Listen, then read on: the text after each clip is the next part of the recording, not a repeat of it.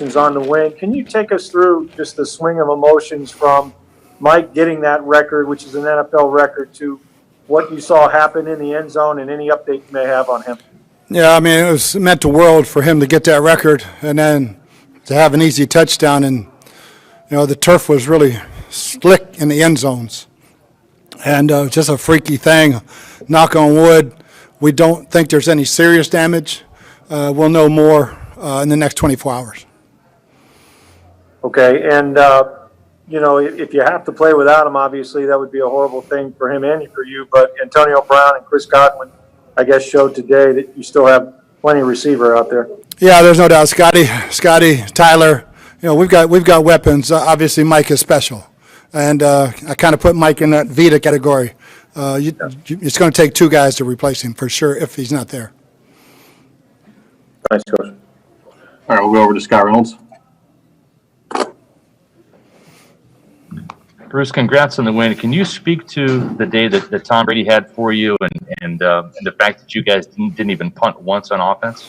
Yeah, it was going to be one of those games, and just hated that we got that. It's really, man, it's pissed me off that it called an interception.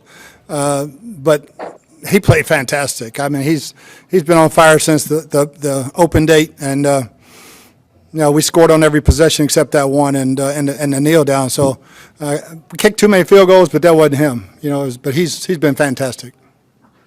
Bruce, you talked about Brady exceeding your expectations, like from a leadership standpoint, but 40 touchdown passes in his first season under you and your offense without an off season. Can you just speak to that achievement, setting I guess he set the record last week, but he added to it this week with I think he broke Peyton Manning's record for being with the first team, throwing 40 touchdowns. I think Peyton had 37. So I know he'll like that. Peyton will be pissed. But, I mean, when we first met, that's really what we talked about.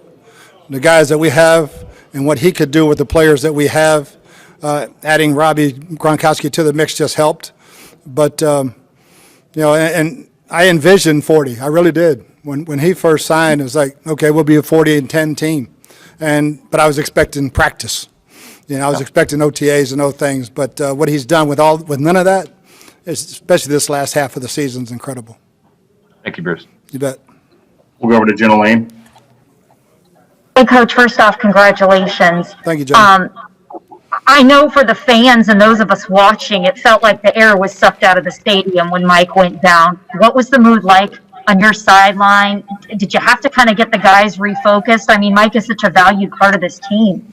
He's a huge big part of leadership. And, it's just, hey, you young guys step up. Scotty, Tyler, step up, AB, go play X, and let's go. There's nothing we can do about it at the time. And it sounds cold at times, but you have to go on. And we've done a good job of that all the time. And I think we'll reflect on that when we see him tomorrow. How much do you think the turf was responsible for him injuring his knee? Totally. He just blew out from underneath him. So. Thank you. All right, we'll go to Greg Allman.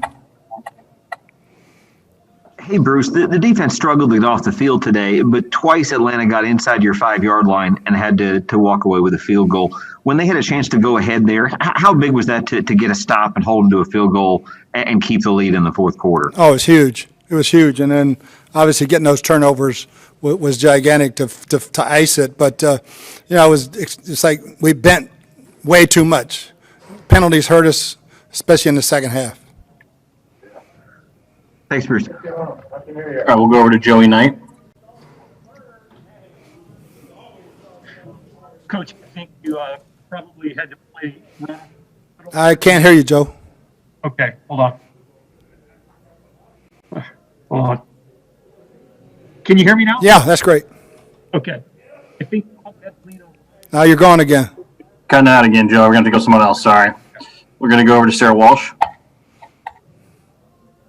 Hey, Bruce, can you just speak? I know you were just touching on the defense, but just the job they did. Obviously, there were some different arrangements you guys had to make, losing Shaq and losing Devin, and obviously those guys are such a huge part of what this defense does. Can you talk about how guys were able to step in and fill those roles?